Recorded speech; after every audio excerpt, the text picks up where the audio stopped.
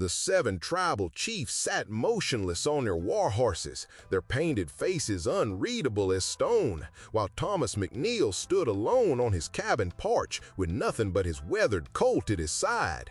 The morning mist clung to the prairie like smoke from a funeral pyre, and the only sound was the creak of leather saddles and the shallow rasp of his own breathing. Behind him, a small native girl pressed against the cabin door, her dark eyes wide with terror at the sight of her own people. The warriors' lances caught the early light like silver teeth, and McNeil could feel death hovering in the air like a buzzard circling wounded prey. His hand trembled near his holster, not from fear, but from the crushing weight of knowing that his simple act of kindness might assign both their death warrants. But what happened next would silence the entire prairie and echo through generations yet unborn.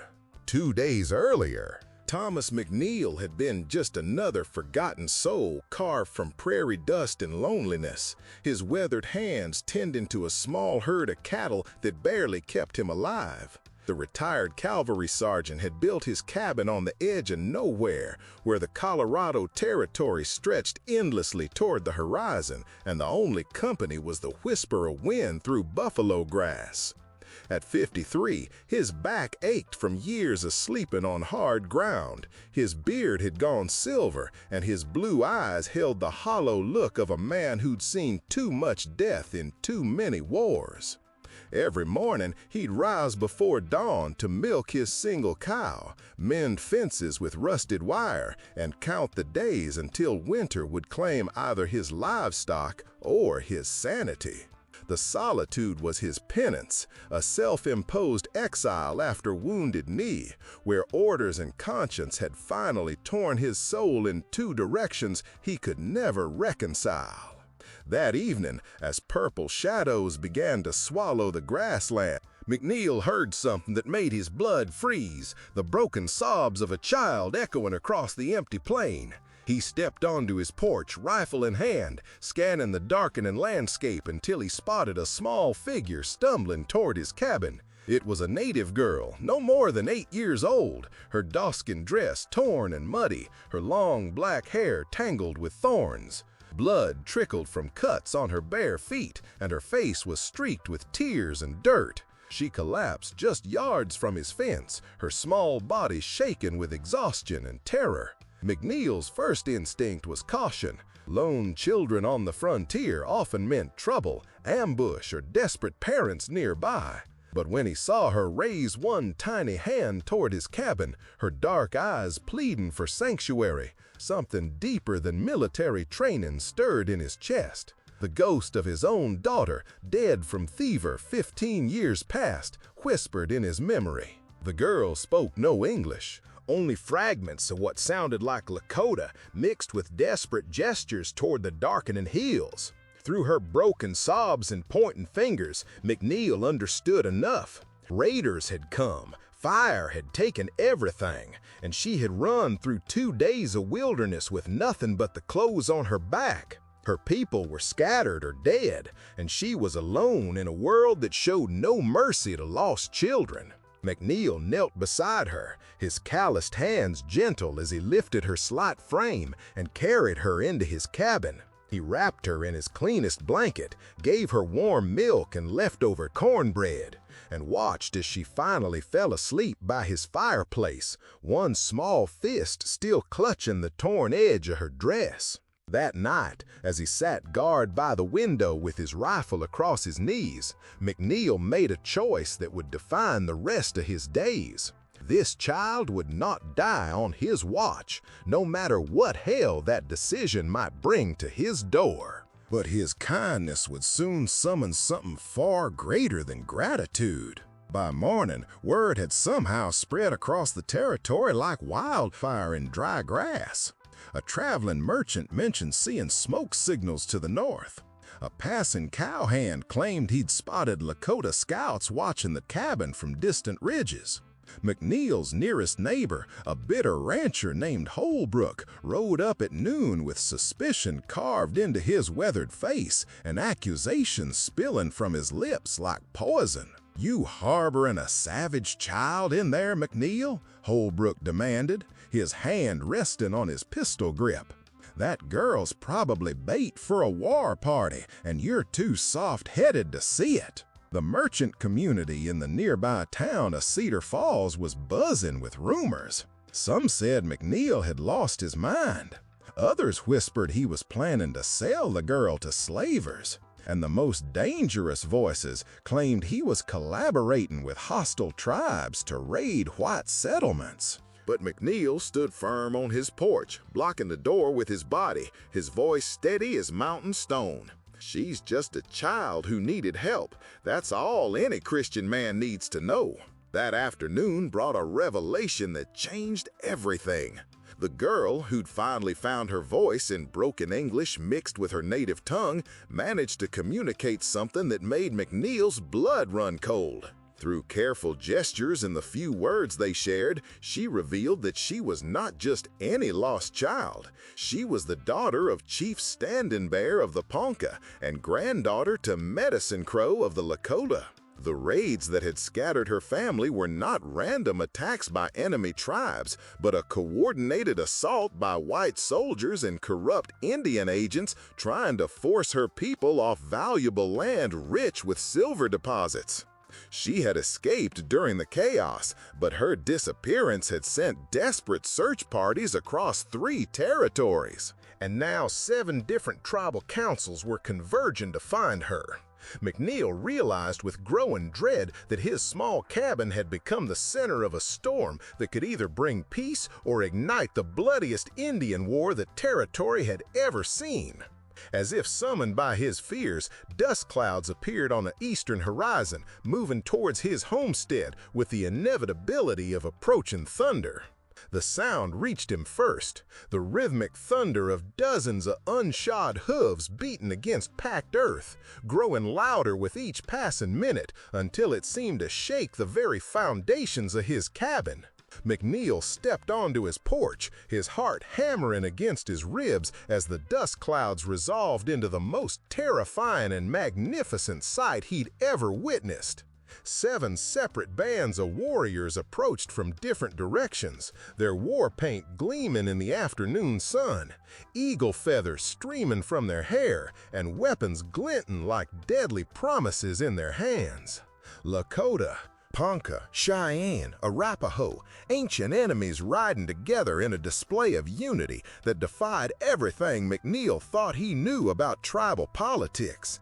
They moved with the fluid grace of predators, their horses snorting and prancing, while the riders sat straight and proud as carved statues of vengeance itself. The girl pressed against the cabin door behind him, her small voice whispering words he couldn't understand, but whose terror needed no translation. McNeil's hand found his coat, knowing it was useless against such overwhelming force, yet unable to face death without iron in his palm. And in that silence, the land itself seemed to hold its breath. The lead chief dismounted slowly, deliberately, his movements carrying the weight of absolute authority. McNeil recognized the stern features of Standing Bear, the Ponca leader, whose name was whispered with equal parts fear and respect across the frontier. Behind him rode Medicine Crow of the Lakota, his ancient face marked with the scars of 100 battles and chiefs from tribes that had warred with each other for generations beyond memory. They formed a semicircle around McNeil's cabin, their horses stamping and snorting, while the warriors' eyes remained fixed on the lone white man standing between them and the child they'd come to claim. "You have something that belongs to us," Standing Bear said, in heavily accented but clear English, his voice carrying the authority of distant thunder. McNeil felt sweat trickling down his spine despite the cool morning air, knowing that his next words would either seal his fate or open a door to something unprecedented in the blood-soaked history of the frontier. "I have a child who needed shelter," McNeil replied, his voice steady despite the wildfire of fear burning in his chest. "Nothing more, nothing less." Standing Bear's eyes narrowed as he studied the former cavalry sergeant, taking in the faded blue uniform shirt, the military baron that even years of exile couldn't erase, and the steady hands that showed no signs of reaching for weapons despite being outnumbered 50-1. The chief spoke rapidly in Lakota to Medicine Crow, who nodded grimly and replied in the same tongue. McNeil caught fragments, words about soldiers, about promises broken, about white men who spoke with forked tongues. The tension stretched like a bowstring drawn to its breaking point, and McNeil found himself thinking about his daughter's grave, wondering if he'd join her before the sun reached its peak. But then the cabin door creaked open behind him, and the small girl stepped onto the porch, her dark eyes moving from her grandfather to the circle of warriors who'd risked everything to find her. If you're moved by stories of courage bridging impossible divides, make sure you're subscribed, because what happens next will redefine everything you thought you knew about human nature. The girl spoke rapidly in her native tongue, her small hands gesturing toward McNeil as tears streamed down her cheeks. Medicine Crow's weathered face transformed as he listened, his stern expression softening into something approaching wonder. Standing Bear dismounted completely now, walking slowly toward the porch while the other chiefs remained mounted but lowered their weapons. The child continued speaking, her voice growing stronger, and McNeil caught enough fragments to understand she was telling them about his kindness, the warm milk, the clean blanket, the gentle hands that had tended her wounds without asking for anything in return. "She says you fed her from your own stores," Standing Bear said, his voice carrying a note of surprise. "She says you stood guard over her sleep like she was your own blood." Medicine Crow added something in Lakota that made the other chiefs nod slowly, and McNeil realized that whatever the girl had told him was changing the entire dynamic of this deadly confrontation. Standing Bear reached into his leather pouch and withdrew an object that caught the morning light like captured fire. It was a silver medal, polished to mirror brightness, suspended from a chain of hand-woven beads and eagle feathers. McNeil recognized it immediately, a peace medal from the old days when treaties still held meaning and honor flowed both ways across the cultural divide. "This belonged to my father and his father before him," Standing Bear said, his voice thick with emotion. "It was given to us by a white chief who spoke truth when others spoke lies. We thought all such men had died with the buffalo." He stepped closer, close enough that McNeil could see the tears gathering in the proud chief's eyes. "My daughter, my granddaughter, says you are such a man. She says you gave shelter when you could have turned away, protection when you could have chosen safety."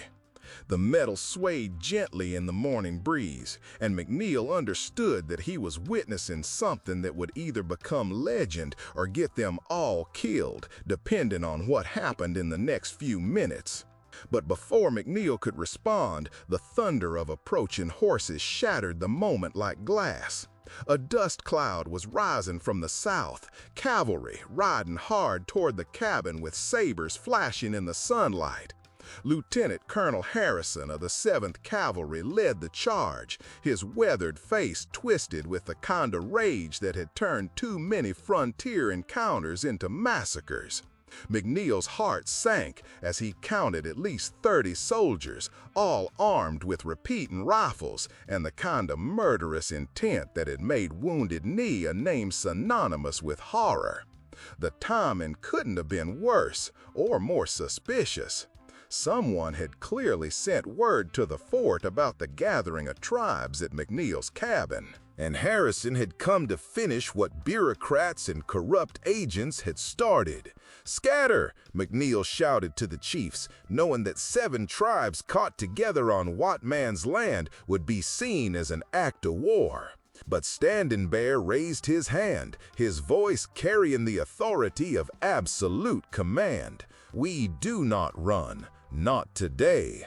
The soldiers thundered to a halt in a cloud of dust and jingling harnesses, rifles trained on the gathered tribes, while Harrison dismounted with the swagger of a man who'd built his career on Indian blood. "McNeil," he barked, his voice cutting through the tension like a rusty blade. "You're harboring a fugitive savage child and consorting with hostiles. By the authority of the United States Army, I'm placing you under arrest for treason." The chief's horses snorted and pranced, sensing the violence that crackled in the air like heat lightning, while the warriors' hands moved slowly toward their weapons. McNeil found himself caught between two forces that had been killing each other for generations, with a small girl's life hanging in the balance. He thought about his daughter's grave, about the promises he'd broken and the orders he'd followed that still haunted his dreams. Kindness could cost me my life, he realized, but cruelty would have already killed my soul. "Colonel," McNeil said, stepping forward with his hands visible but not raised in surrender. "This child needed help, and I gave it. That's not treason, that's being human." Harrison's face flushed red with the kind of anger that had fueled a dozen massacres, his hand moving toward his saber as he prepared to give the order that would turn the prairie into a killing field.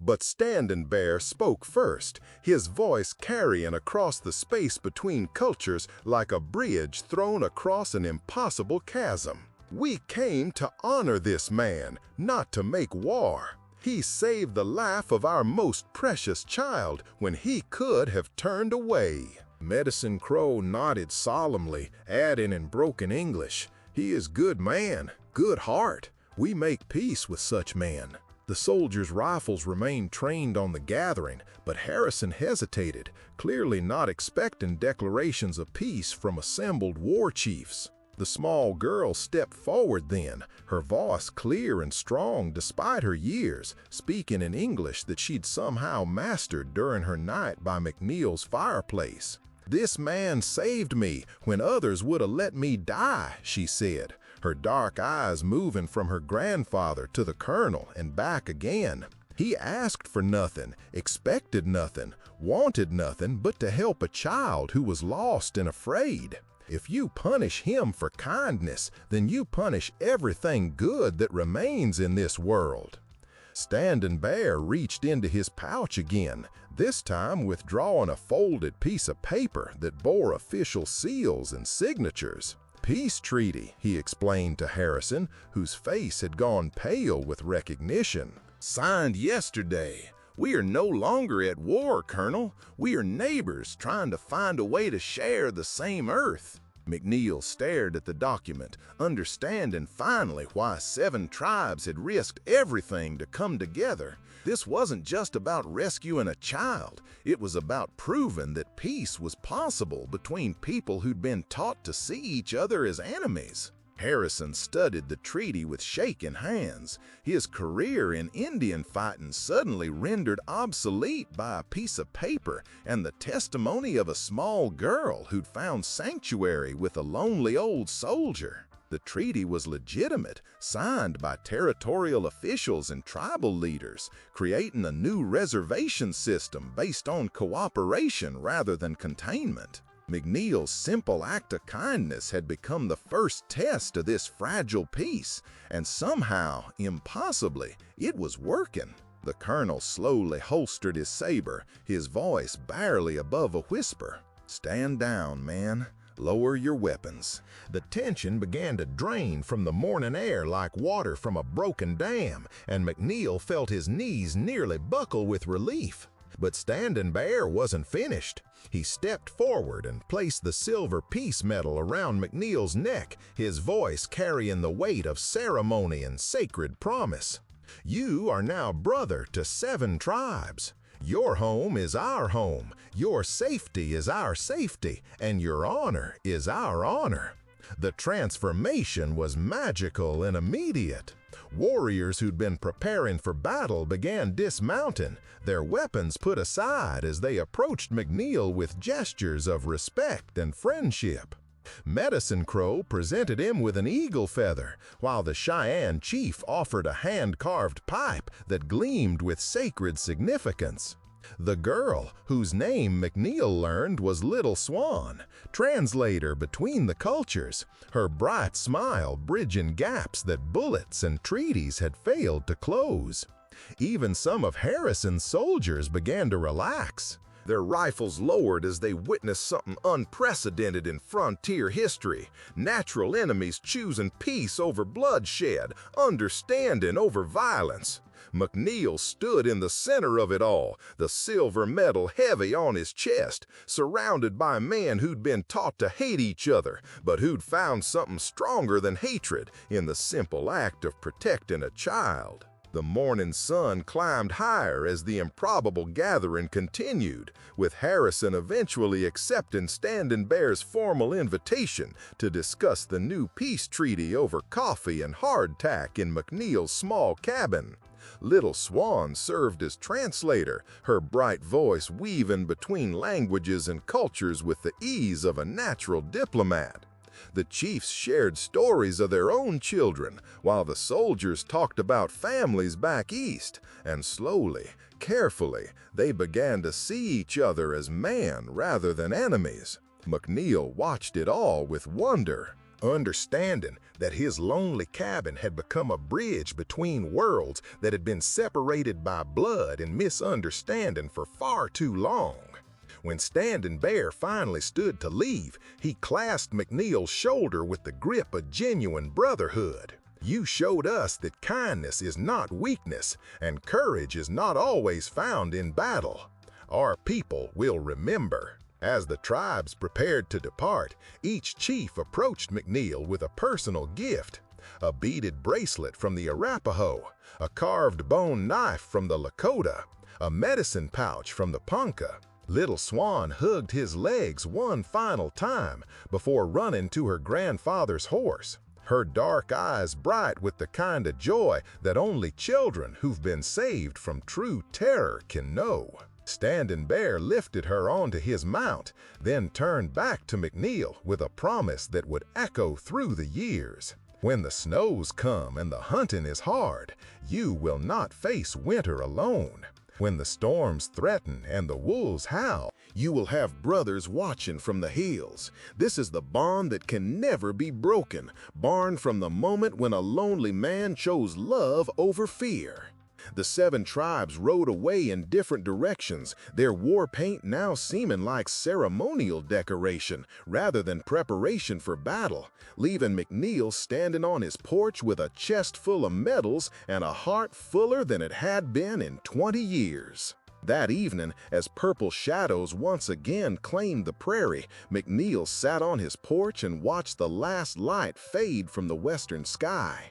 The silver peace medal caught the starlight, and he could still smell the lingering scent of sage and tobacco from the peace pop ceremony that had sealed his adoption into 7 different families. In the months that followed, his lonely homestead became a meeting place for traders, travelers, and peacemakers from both cultures. Little Swan visited often with her grandfather, her English improving rapidly as she helped translate between visitors who'd once seen each other only through gun sights.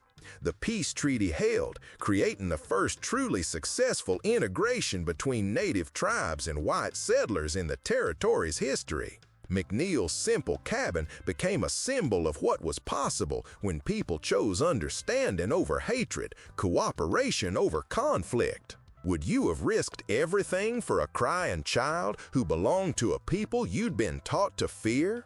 Sometimes the greatest courage isn't found in drawing your gun. It's found in opening your door to someone who needs sanctuary, regardless of what that choice might cost you.